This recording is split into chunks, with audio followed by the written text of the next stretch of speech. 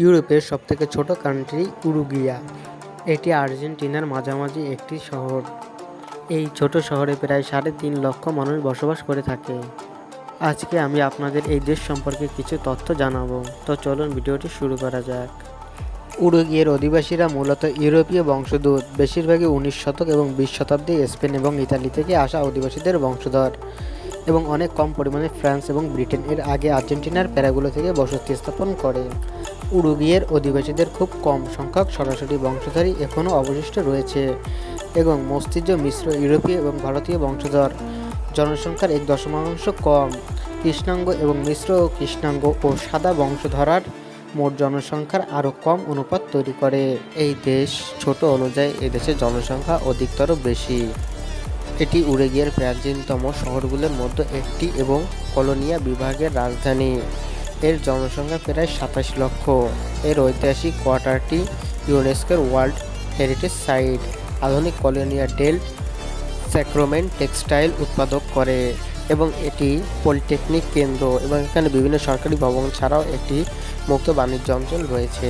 এছাড়াও এই দেশে রয়েছে অনেক সমুদ্র সৈকত, এবং এই পুরো দেশটি দুই পাশের সমুদ্রের মাঝখানে অবস্থিত। এইখানে রয়েছে একটি রোচা ডেল্টা টাওয়ার, যার মাধ্যমে পুরো সমুদ্রকে পর্যবেক্ষণ করা হয়ে থাকে, যে কোনো ধরনের জলদস্যু বা অন্য কোনো লোক না ঢুকতে পারে।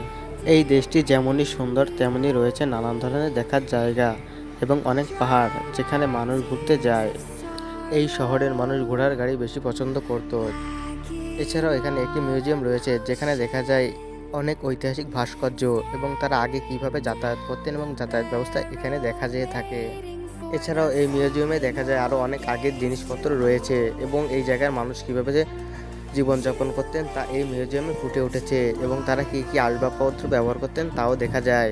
এছাড়াও এখানে রয়েছে একটি নিজস্ব মাঠ, যেখানে সবাই নিজের দেশের খেলা উপভোগ করেন, এবং সবাই এই জায়গায় খেলা দেখতে আসেন। এইবার বলবো এই দেশের যাতায়াত ব্যবস্থা সম্পর্কে। এই দেশের মানুষ একটি নির্দিষ্ট সময় অনুযায়ী চলাচল করেন।